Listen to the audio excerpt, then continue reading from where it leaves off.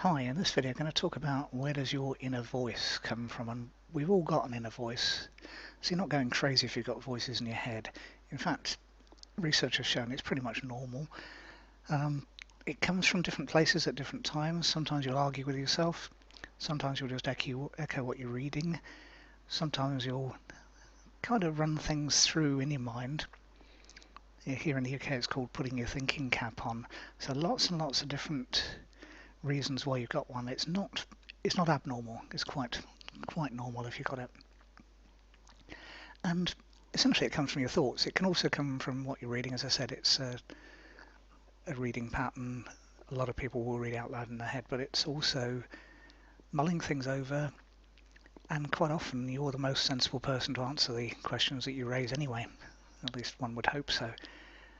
Okay, sometimes you might have an argument with yourself, and again, that can be good. It's a lot better than coming to blows, as long as you don't suppress things like that, which can have other ramifications. But generally speaking, your inner voice comes from your thoughts and quite often from your subconscious. So it'll be things will pop into your mind. Again, that happens, and that can be your inner voice, or it can just be whatever. It can just be almost like a sign that comes up, someone waving it in your head. Lots and lots of different ways for this to manifest. And it doesn't matter, they're all quite normal, and all different things will happen at different times. And as I said, it can be a conscious decision to talk to yourself, or it might just happen anyway.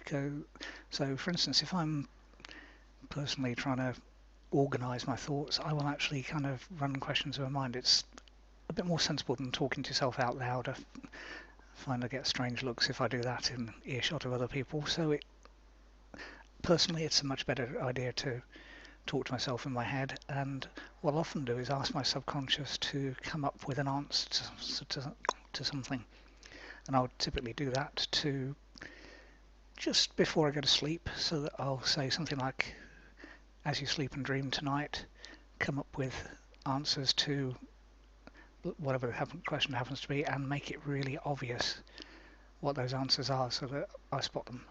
And I'll do that on a very regular basis, and I find it works most of the time.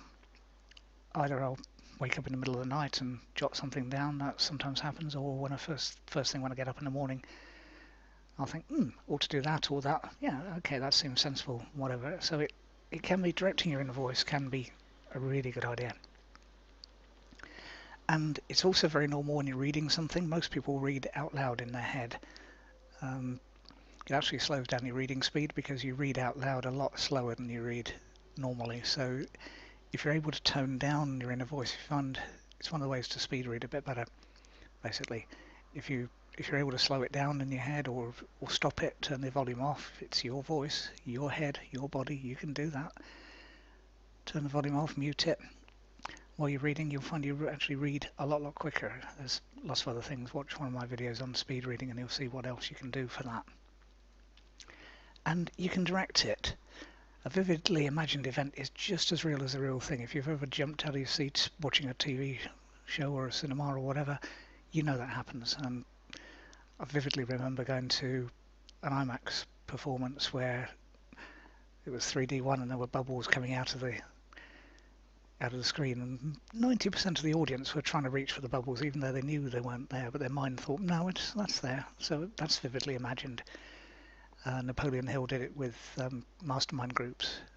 So if you've ever read Think and Grow Rich, or thinking about it, he visualized sitting down having a conversation with different people to basically work out all sorts of different things he was doing, and that works tremendously. He also sent someone out ahead to clear parking spaces for him. And I know people that do that, and also people that think ahead and get green lights when they're going through traffic. It shouldn't work, but try it. It's quite fun. And if you like more self-help and personal development stuff, I've got a list of a lot of things that are available for free. Hypnosis tracks, meditation tracks, some law of attraction things, all sorts of different things, all for free. Just click the link below this video and I'll send you the details. So, thanks for watching.